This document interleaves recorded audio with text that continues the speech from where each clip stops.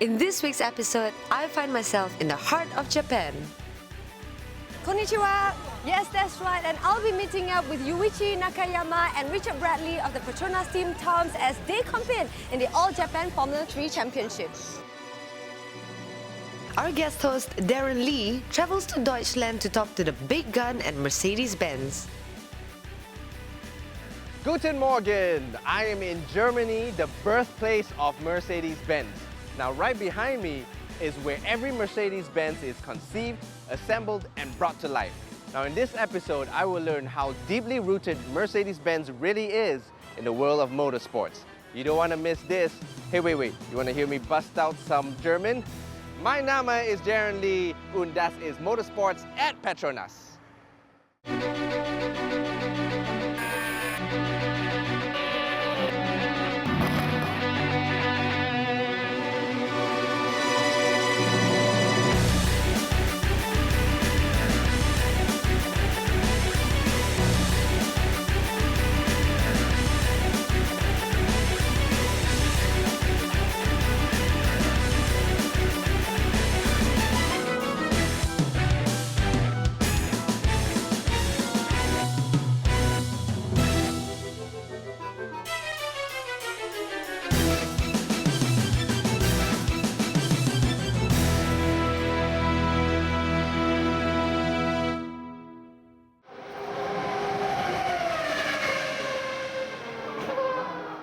Japan, land of the rising sun. It is an archipelago of 6,852 islands with a history of motorsports dating back to over 50 years ago. Japan has always been a leader in the world of science research in terms of technology and machinery. The word TOM stands for Tachi Oiwa Motorsport. It was founded in 1974 by Nobuhide Tachi, a former Toyota Works driver, and Kiyoshi Oiwa, a man who was engaged in sales of performance accessories for motorsports in a Toyota dealership. Fast forward to 1993, TOM started producing vehicles for the Japanese Formula 3000. Their headquarters is in Tokyo, but this here is the technical center in Gotemba near the Fuji Speedway Circuit. TOM'S and PETRONAS first partnered together in 2008. It was through this partnership that PETRONAS was able to meet its dual aim of matching the strategic business objective in Japan's downstream lubricant market and brand positioning opportunities through the team's sporting accomplishments. The PETRONAS Team TOM'S has had an amazing run in the All-Japan Formula 3 Championship. It is ranked amongst the other major Formula 3 championships in Europe. In fact, the championship winner is eligible to apply for an FIA Super A license. But for now, I'm headed to Fuji Speedway to meet up with the PETRONAS Team TOM'S. Let's go! Hi Yuichi! Hi. Konnichiwa! Okay, my first question for you. When did you first started racing and what is it about racing that you love? I was started racing, so 5 years old. And race is so excitement is race start. They start the excitement. So You want to be first all the time. yeah. So it's not compared with the other sports. Yeah, nothing compares to racing, huh? Okay, so this is your first year in the team. How do you find it so far? So the crew is all clever and Clever. Friendly. So I fit in well. Yeah? And how about your teammate, Richard Bradley? You like him, honestly? Yeah, I like him. So he is very positive. So, and he has much experience because he drives many circuits. So his drive is a good reference to me. Speaking of circuit, which is your favorite type of track? Do you like the street circuit or do you prefer the proper circuit? So street circuit is very excitement, but so difficult to me. So no experience. Okay, seeing how you've raced in a few championships already at such a young age, is the thrill and excitement still the same as compared to when you first started racing? Thrill is a little change, but the excitement isn't changed to first time because the race is always different. Very exciting, huh? Yeah. I'm excited for you too. Okay, last question. What is your ultimate goal? Formula racing, endurance, or touring? Yeah, the ultimate goal is not decided yet, but I want to drive many types of car and many races. Ah, do you have a favorite driver? I like Sebastian Vettel. Oh, Vettel. I like him too. Okay, thank you so much. Thank you. Now I'm going to look for your teammate now and question him. Good luck. Thank you.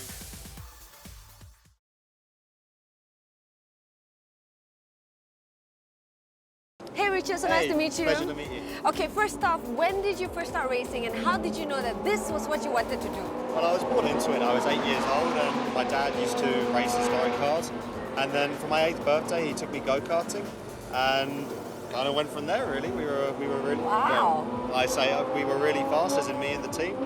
It built from there. I graduated to national class go-karting, British Championships, and then as we won more championships, more races, we started to go to the European Championships, then graduated onto the senior levels. You know, during my A-levels years, I was competing in World Championships, Asia Pacific Championships, American Championships. I was going all over the world just to do go-karting while still doing education as well. So as you can imagine, that was a bit tough. Then 2010, made the graduation into cars and you know, just went through the ladders. I won the Formula BMW Championship, and now I'm racing for Tom's in the Japanese Formula 3 Championship. Well done. And this is your second year in the team. That's correct. How do you define the dynamics of the team, and is language a barrier?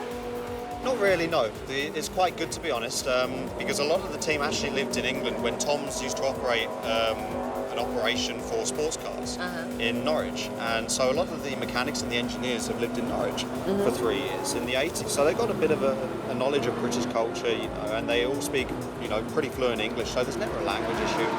Yeah, so there's a few things I have to learn from the culture side, but you know, Japan's a fascinating country and I really enjoy coming here. You know, the people are great. You see something, you know, you never see anywhere else. When I first came here, it was the first time I'd been out of Europe in 2008, and I thought I was in Star Wars. You know, all the technology and everything compared to London, it was completely different. Yeah. So, you know, I fell in love with the place and I'm so happy to be racing here now with these guys. Very nice. Okay, so you are based in Hong Kong. Yes, correct. How do you keep in touch with the team, especially with your training? Well, this is quite easy, to be honest, because firstly, the flight between Hong Kong and Tokyo is only, you know, 3.5 hours, and Tom's base very close to Tokyo. So I don't mind flying at all. I just commute on the aeroplanes. With regards to training, I do, you know, all my training in Hong Kong, and I go to Singapore a lot as well. I've got some good contacts there, so I do my physical training there because obviously Singapore is extremely hot, extremely tough conditions, so you know, it helps me to become fitter. So I'm ready for anything that Japan can throw at me because it will never be as humid here as it is in Singapore, as I'm sure you know people who have been there know. And then with regards to testing, I just fly over and fly back, and there's never a problem because we have Skype now, we have emails, we have phone calls.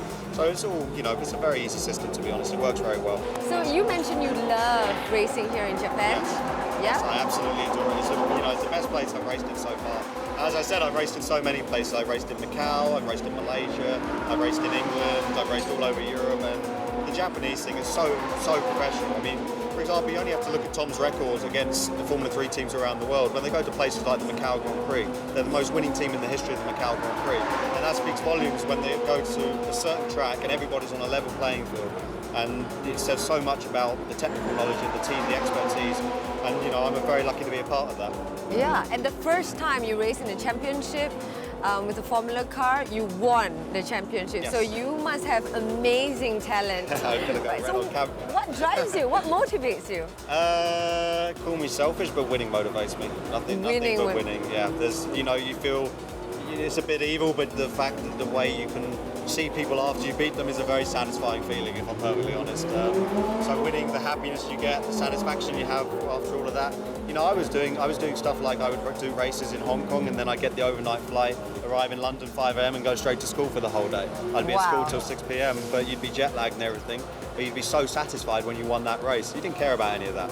You know, when you had a bad race, you'd be a bit concerned, but you felt so good, you didn't notice you were tired or jet lagged or anything, or it was freezing. Yeah. So it was purely the winning that motivates me. The But adrenaline. exactly. But also, you know, when you first start, nobody can ever win a race when we start. It's like everything. When we all start our jobs or school, we're all just novices. So you have to continue doing it because you enjoy it. That's the only reason any racing driver continues doing it. So obviously there is a passion and a love for the sport itself. But of course, once you start winning, it becomes a bit of a habit, and you know, it's a bug you don't ever want to let go of. Oh. Okay, last question. Yes. What do you think of your teammate, Yuichi Nakayama?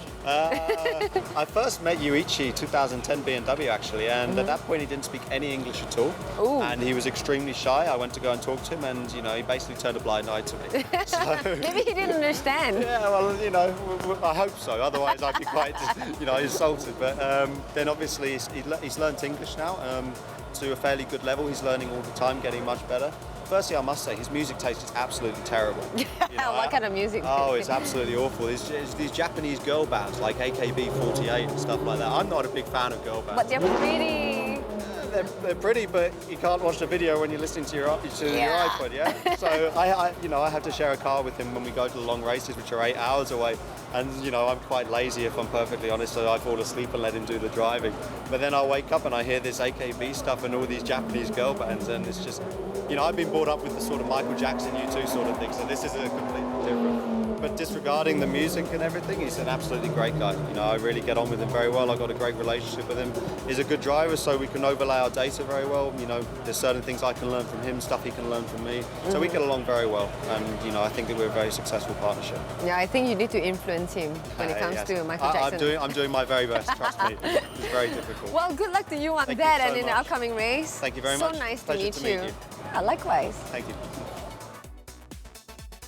There you have it, with a long history in motorsports, amazing race credentials, and a performance that is by far one of the best in the region. The PETRONAS Team TOM'S is definitely one of the teams to look out for.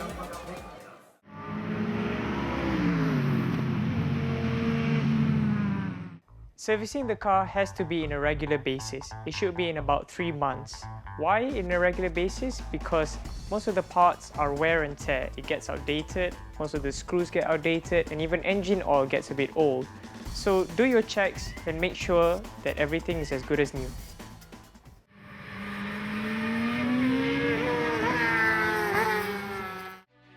Mercedes is an icon of luxury and style that German automotive industries are known for. As one of the leading motorsports countries in the world, with a history dating back to the early 20th century, it's no wonder that the Germans are at the forefront of automotive racing. Mercedes-Benz could trace its roots to two major events that happened in 1886. Karl Benz's creation of the first petrol-powered car, the Benz Patent Motorwagen, and Gottlieb Daimler and Wilhelm Maybach's conversion of a stagecoach that ran on a petrol engine. Its history is inseparably linked with the history of motorsports, because motorsports is in every sense a venture into the future.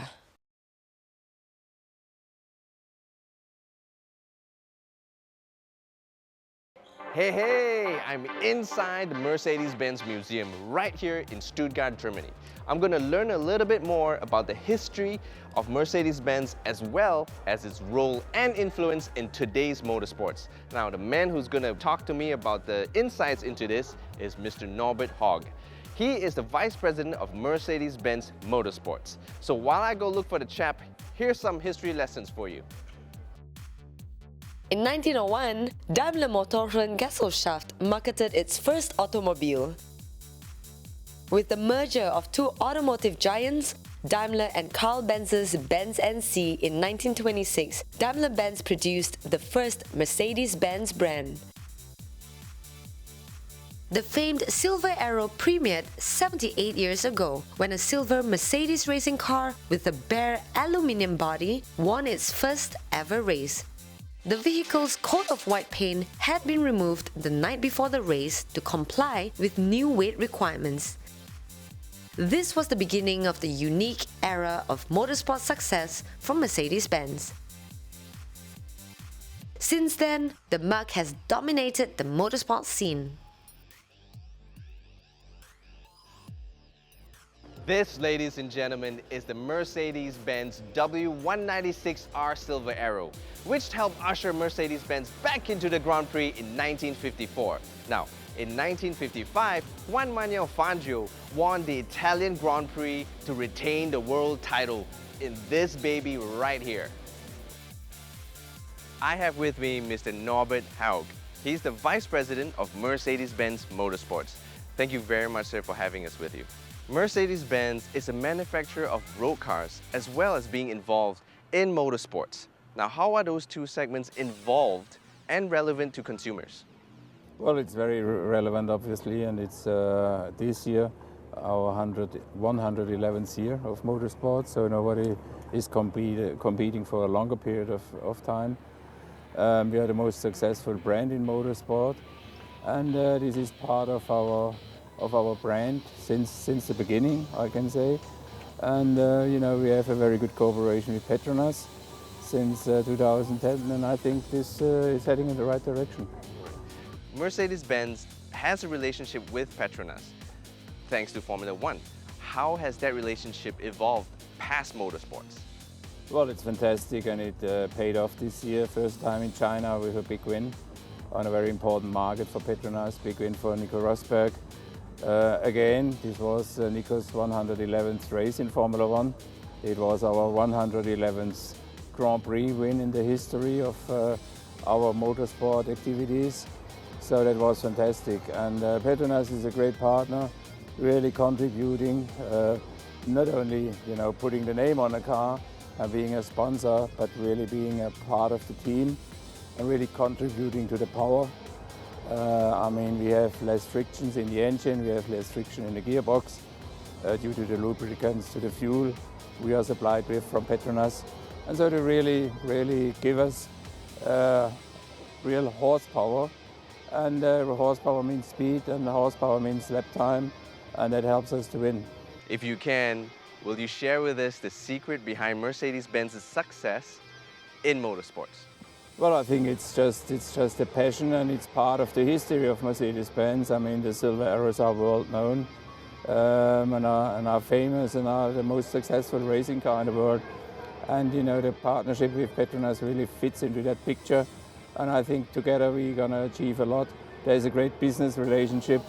PETRONAS is working very closely together also with our performance brand AMG. So, and this is really remarkable, and I think a win-win situation for both PETRONAS and Mercedes-Benz. For every die-hard Mercedes fans, if you talk about Mercedes in motorsports, you gotta talk about AMG. In 1967, two former Mercedes-Benz employees set up an independent engineering company that specializes in racing and performance improvements of Mercedes vehicles. Acquired by Daimler Chrysler in 1990, Aufrecht, Melger and Gosesbach, or AMG, a radial high-profile purveyor of modified Mercedes cars back then, was then solely owned by the car giant in 2005. Hey race fans, I am right here at the Mercedes AMG headquarters in Alpha-Tabak, Germany. This is the performance arm of Mercedes-Benz, and where every Mercedes AMG engine is produced. They have a very special philosophy here, and that's one man, one engine. What that means is that every AMG engine is tested, assembled, and approved by the engine manufacturer himself. It's no wonder that Mercedes AMG produces some of the best vehicles that the world has ever seen today. AMG's expertise is in designing, developing, and testing racing and high-performance engines. Their most successful car is the Mercedes 300 SEL 6.8-litre that they built for the race in Spa in 1971. Hi everyone, I'm right here at the Mercedes-Benz World in Brooklands, England. This is the epicenter of everything Mercedes-Benz. It's a great place to learn about the rich history of Mercedes-Benz and even check out every model they have to offer. It's also a great place to bring the family because there are 3D simulators, a cinema, 2 restaurants, and even a hotel outside. The best part about this place is that people get to sign up for the Mercedes-Benz driving experience, Now what that is that you can take any of the models here and take them out onto two different tracks.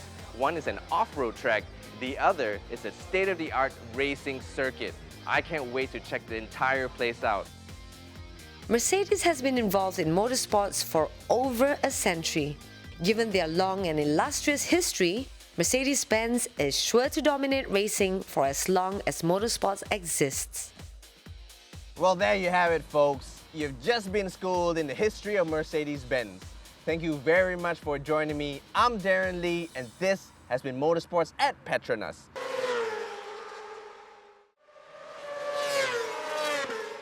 A word that is very important in our world is called slipstream. What is a slipstream? Slipstream is basically, I have a car in front of me that sort of separates the air, and I'm behind, taking no pressure on me, and I have a lot more velocity, a lot more speed that I can achieve. So for us it's important to achieve this one, and as soon as you get close to a car in front of you, you can feel how much more speed you can gain, and that's the moment we be able to overtake. Don't do it on the road though. Now, don't forget to log on to www.petmos.com.my for all the information on your favorite drivers, teams, and race results. So till next time, toodles. W190 Juan Manuel Fangio helped win the Grand Prix. Juan Manuel Fangio won the